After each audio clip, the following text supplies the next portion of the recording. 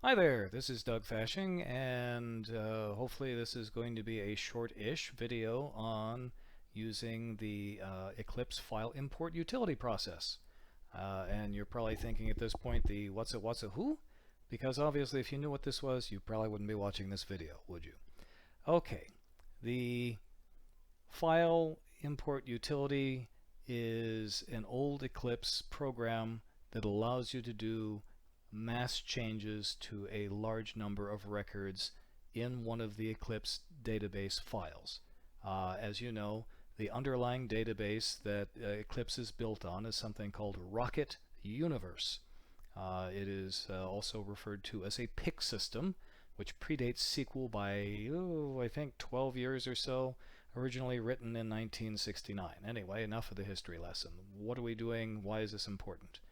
So, if you are the maintainer of an Eclipse system, and I assume you are if you're watching this, then you know that data integrity is important. And more than likely, you've been tagged to have to handle some of the data cleanup in the system because you're the Eclipse guru slash God knows what else you're also in charge of. In the 18 years or so that I've been working with Eclipse, I spent a great deal of my time maintaining the data in the product file.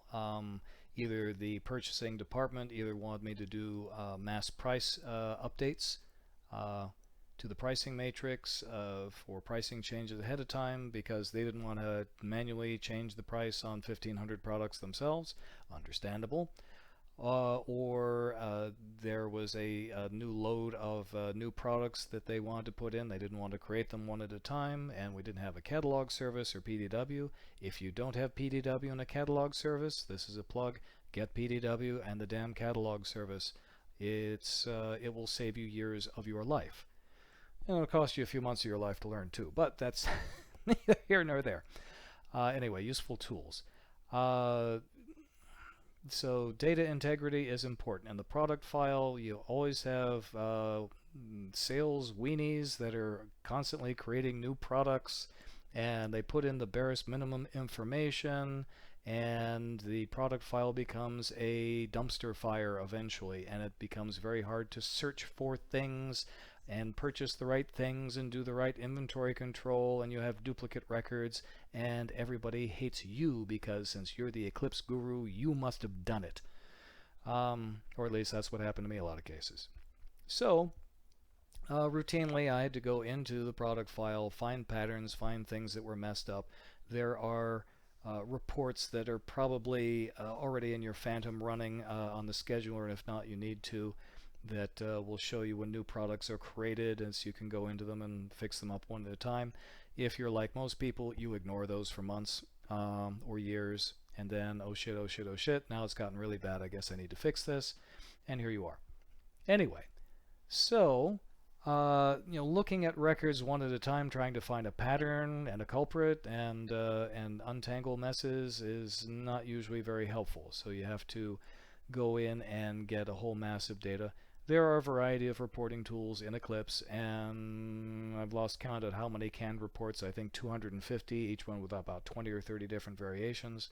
Anyway, the most common tool that you would use is the Solar interface Eclipse Report Writer, which is a web-based tool, nice drag and drop and simple. I don't typically use that for product information because it has some limitations I'm not overjoyed with, and a lot of times I want to dump out like all 30 or 80,000 records out of the product file to be looking for patterns, and I don't want it truncating data on me. So I use the old ETERM tools, which I will show you here shortly. So once again, the product cleanup. What are we looking for here? Okay, here's a Juno product. We don't have a full description. All we've got is a damn catalog number and nothing else, and it's in the wrong format. And they left the catalog number blank. So if I tried to do a search and backfill in descriptions based on the catalog number, I wouldn't be able to do it because it's blank. Generic items with no catalog number, that's normal. Sweeps, normal, okay. Anyways, you go through things, you find patterns of things that need to be fixed up. Here's one, an advanced product, no description. They were supposed to abbreviate advanced, so it'd be ADV like every other dang thing is. That needs to be rewritten, and that catalog number needs to be over here. As you see, this is one of those things that you have to do. Data integrity, data cleanup. A lot of people don't think this is important. Who cares, right? It's not connected to sales, right? I just bang in whatever damn thing I want into the computer, get the sales order and the purchase order done, and now I'm off to lunch. Hey, I made my commission. Yeah, well, no, it's important, because if you don't clean up this clutter, then it gets harder to search things. You search the wrong thing, you increase mistakes. It messes up your cycle counts because now you can't tell because you got duplicate products, and on and on and on. This stuff is important. Everything is connected to the money. Anyway, so that's what we're looking for. That's what we're trying to clean up. How was this report created? So in ETERM, hopefully you've seen the ETERM interface, and if not, God's help you. It's still buried in the system there somewhere. Most everyone's, modern people are running solar nowadays, but there are some utilities and some programs you can only get through ETERM. So if you don't have ETERM, then talk to your tech guy and get it put in and get access to it. Or else you will not be able to run these things. Anyway, so the report. So the old Eclipse mass load or report writer tool, it's depending on where you are in this interface, it's the same tool. They call it two different things, just to be annoying. Okay, I've got a lot of variations of reports in this system. This is the one that this spreadsheet was created off of. And so we can see our working headings. And if you have never seen the report writer mass load tool before, I believe there's some videos I've done on this and how to run it and how to do some basic things with it. I highly recommend it. This is your friend. It is very, very helpful. It will do things that the other report tools may balk at. Anyway, so this simple report here is getting our Eclipse record ID, stock, non-stock status, the UPC codes, the vendor price line, the catalog number field, all 3 lines of the description, the alternate description, the keywords, and I've even put in the last sale date so I can sort through in the spreadsheet, and records that are old, like haven't been touched, sold in 5-6 years, I can tombstone those and don't have to waste my time trying to rewrite descriptions for a product that probably isn't even manufactured anymore. And anyway, of course, so this is what a typical Eclipse report writer report looks like. And typically you run it and send it to your hold file, then download it as a comma-separated value file and import it into a spreadsheet, and thus you get the result you see here. It should also be said that the report writer mass load tool is the only reporting tool I know of in Eclipse that actually allows you to not just dump information out of Eclipse, you can actually do mass changes with it, thus the mass load part of the tool. It is a ugly, weird thing. I've never found it particularly useful in the way it goes. You kind of generate something that it looks like a report, but then when you run it, what it will do is it'll go out and it'll find the product records that you've, or whatever records you've specified, and within this interface you'll change one at a time the fields that you've specified that you need to change. I've never found it to be particularly helpful. I have used it I think 4 times in my life. I resented all of those. I found other ways of doing it, but this and the file update utility are the early tools built into the system to allow you to do mass changes to multiple records at once. Anyway, so that's that tool. As I said, you run that, you download it out of your hold file as a CSV, you import it into Excel, and then you get this wonderful thing here that you can start working with. Now, when I work on a spreadsheet and I'm making changes to a lot of records, I do this in stages. Every time I go to do something non-destructive, I'll create a new tab, copy the information, then do destructive change here, just in case I do a OFUC. I know you're all perfect. I'm not. I do OFUCs all the time. So anytime I go to do a destructive step, in case I screw it up, I can go back to the previous step, copy that, and start over again. Non-destructive. It's not unusual for me to have 20 tabs in the spreadsheet before I'm done because there's so many dang steps and so many of them are destructive. Eventually what we ended up with is, after I did the research and sorted many times, I finally found all the new catalog numbers I wanted and generated this import. Now you can change multiple fields at the same time, but I prefer to do one at a time because that tends to be what I focus on, one at a time. And the more things you change at once, the more likely you are to have made a mistake and screwed things up, or think you screwed something up and hate your day. So I prefer to do bulk changes one at a time, but that's entirely up to you. So what we're going to do is we're going to create a CSV export that would be imported into Eclipse, and it just has the two fields, the Eclipse record ID and what we want the new catalog number to be. And from Excel we do a file save as and then export it out.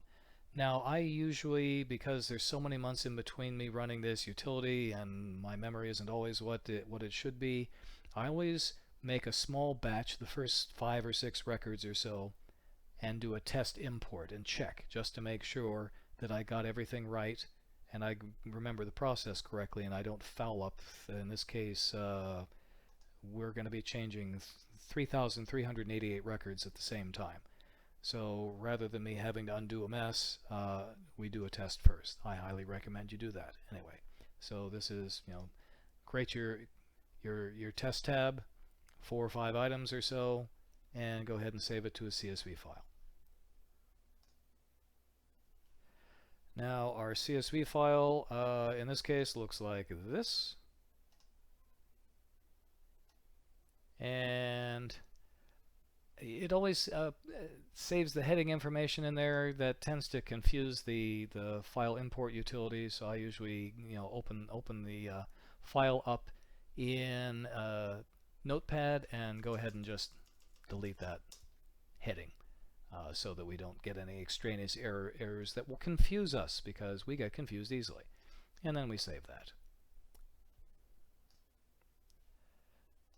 So let's look at one of these records here, just positive confirmation that what we're doing is what we think we're doing. So we're going to go here to products, and we're going to take a look at our first record, which is 263.79.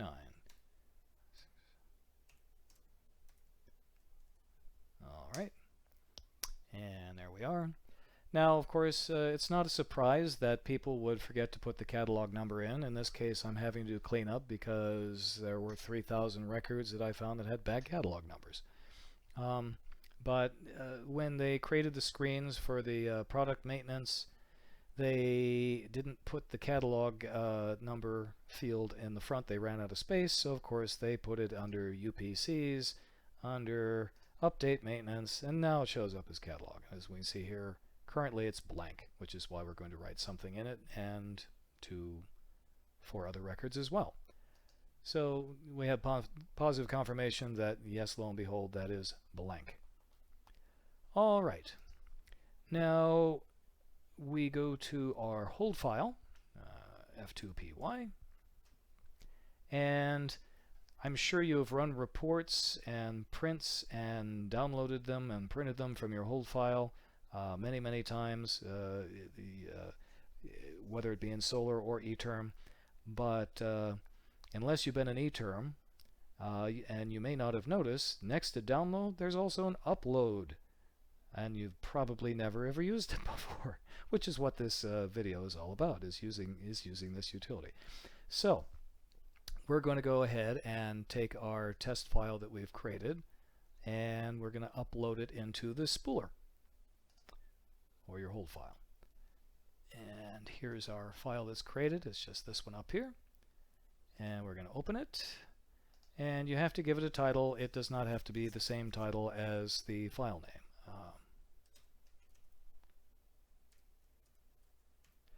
Now this is going to be product import 2 because import 1 was, I've had to redo this video now 4 times thanks to noise and every kind of mistake you could possibly think of. So, so, so we're going to call this one 2. All right, and then we got eep, and the information was uploaded. And okay, keep in mind when you do the export from Excel, there file save as, there are several different CSV options. If you pick this one, you will get artifacts on the top of the file, and then you'll have to, oh, I screwed up. Doug mentioned something about this. I picked the wrong one, and then have to do it again the right way.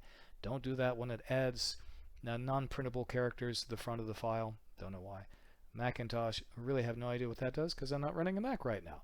So the one that you want to pick is CSV MS-DOS format. That will give you the cleanest CSV file with no formatting characters in it that will confuse Eclipse. So, word to the wise. Better late than never. Anyway, once the import's done, you'll want to do a view to make sure that the data came out in the format that you wanted it to. That's good. This screen always looks like it's added an extra blank line to the top. That's just the way the screen was designed. It's fine. But anyway, we got positive confirmation that, yeah, the data that we had there is the data we have there. So, very good. So our import is done. Now we can do the magic. And this is another one of those, the upload button, you probably never notice. The next thing you probably never noticed was the process button. And of course, well, the wonderful, delightful people 28 years ago that wrote Eclipse, I have no idea why they came up with the names they did, or why they bury things where they buried them. But anyway, so we go ahead and process, and when you run process, the auto product price updating program is always the first one that comes up. I have no idea why it does that, but we're not doing an auto price update. And you're probably going, what's auto price update? Yeah, that's going to be another video. That's another thing entirely. So we blank that out, do F10, and now we can see all these other programs that you probably didn't realize existed. Many of them are outdated and not used anymore, or not particularly helpful. But this is the one we want, File Import. All right. And because Eclipse is Eclipse, that's not good enough. Now we have to tell it, begin. What this is this is a Rocket Universe Pick Basic program. So we're selecting the program off the menu, and then we're telling Universe to run this Pick Basic program, in case you're curious. All right. So we start this while the cursor was on the file that we imported, and of course, the positive confirmation, we can see there is the name that I gave the thing in the hold file waiting for us. And now this is the template. The template will tell the Universe database how to interpret the file and map them to the appropriate fields of the part of the database that we're wanting to change. Hopefully your system has already templates made up for what you want to do, but it wouldn't be surprised if you didn't. Since this is my system, I of course have created many of them already.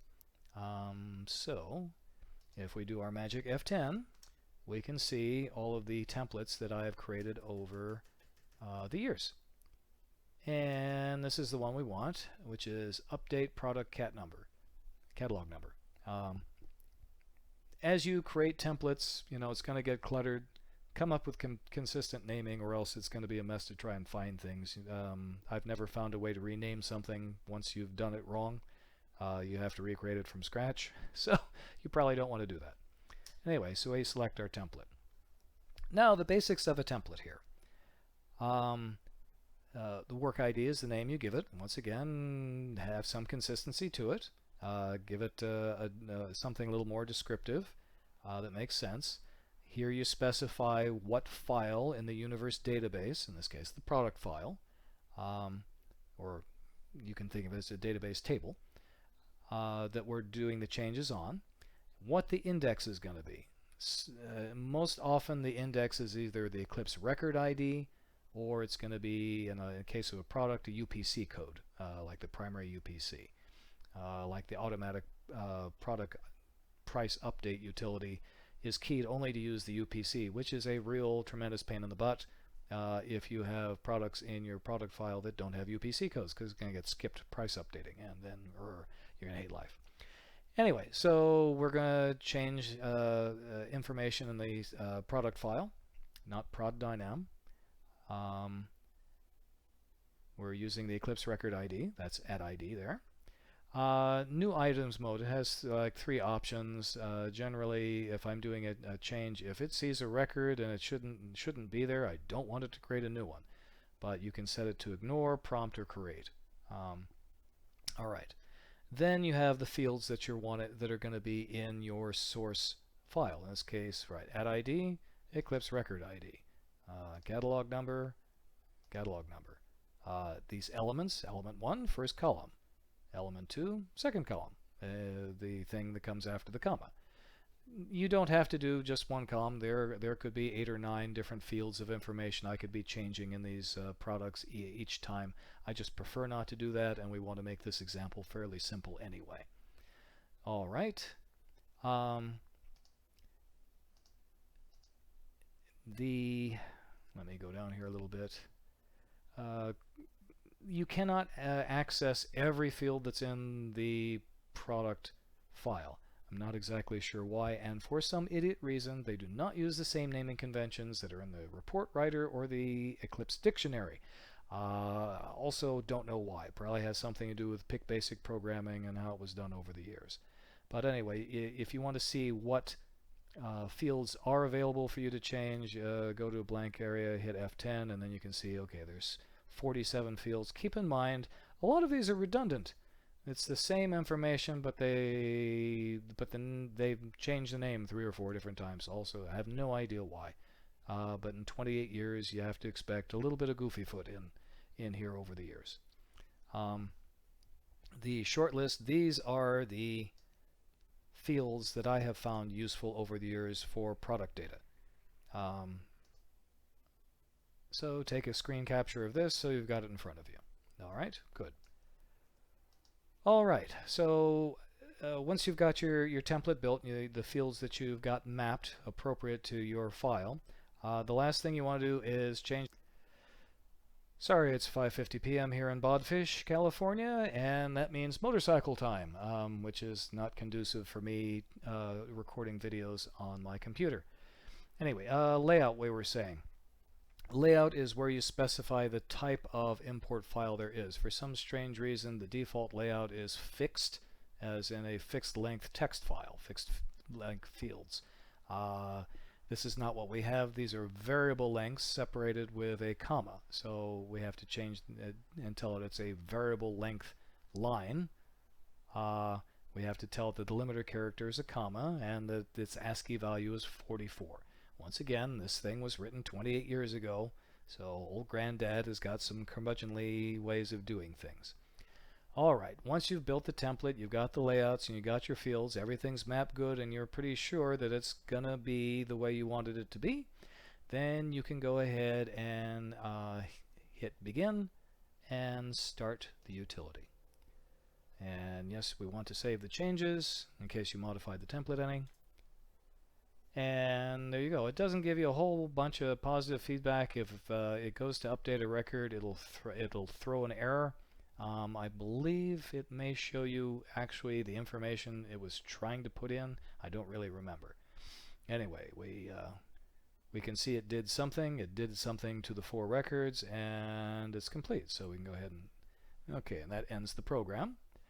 Then, of course, since this is ETERM, we escape out of it. Oh, our phantom has popped up. The phantom, when it gets done, it throws together a quick report of the change status.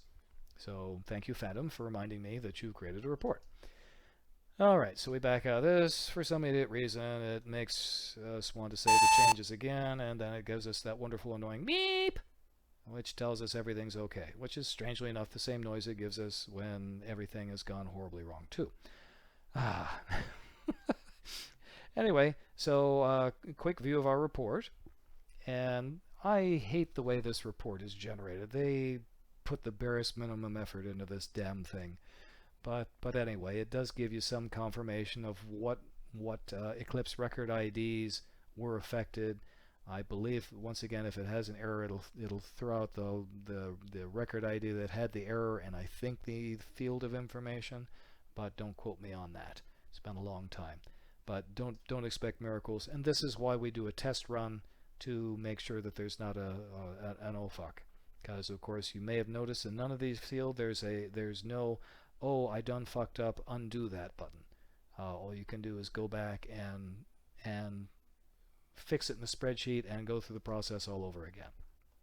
So we're going to go ahead and back out of that, and we're going to make the phantom message go away because the scrolling annoys me. And okay, now we want to go ahead and check a couple of these to make sure that it's not lying to us and it did actually make the change. So we're going to go into our product file and okay, 26379, 26379, our first record. And you remember when we looked at this last time, the catalog number was blank. And now if we look at it again, lo and behold, ta-da, we have a change. So apparently we have been successful. Now usually I don't go the whole route. I usually just check the first one and the last one and call it done. 28487. All right. And we're going to look at this one and update maintenance, and hey, that looks good. So looks like we have had a good test run. When you go in and check these things, the system is going to think you've made a change and you have to put in a log entry. If this is a quirk with the Universe database, is it knows a change got made and there's no log entry for it, but it doesn't know it was the file import utility that did it. So first time you go into the record again and check something, it thinks you've made a change. Don't panic, you didn't actually change something when you were looking at it. Just one of its stupid fuzzy quirks. Anyway, so once you've done your test run, then you can go back to your spreadsheet and go ahead and do a CSV export in MS-DOS format again for the remaining batch.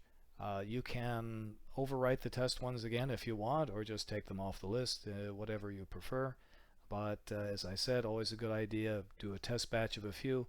In my case, you know, there'd be 6 or 8 months in between file updates, and my memory gets a little fuzzy, so I like to do a test on just a few just to make sure I didn't oh fuck the process and do more damage than I had intended to do. But if hopefully if you're perfect, more perfect than me, then you can just run it all at once. And this completes, I hope, after 5 attempts, the quick, short-ish video on using the file import utility to change the product file in Eclipse. As I said, this utility can be used for other files in the database. I believe customers and vendors. I'm not really sure which other ones. Those are the only 3 that I've ever played with. I don't believe you can do anything with any of the dynamic database files, and you wouldn't want to anyway, even if you could, so by all means don't do that. But hopefully you'll find this tool useful for you going forward and making your life a little easier, and or, well, at least it's another piece of information you have. Thank you for your time and attention. This has been Doug Fashing. Have a good evening.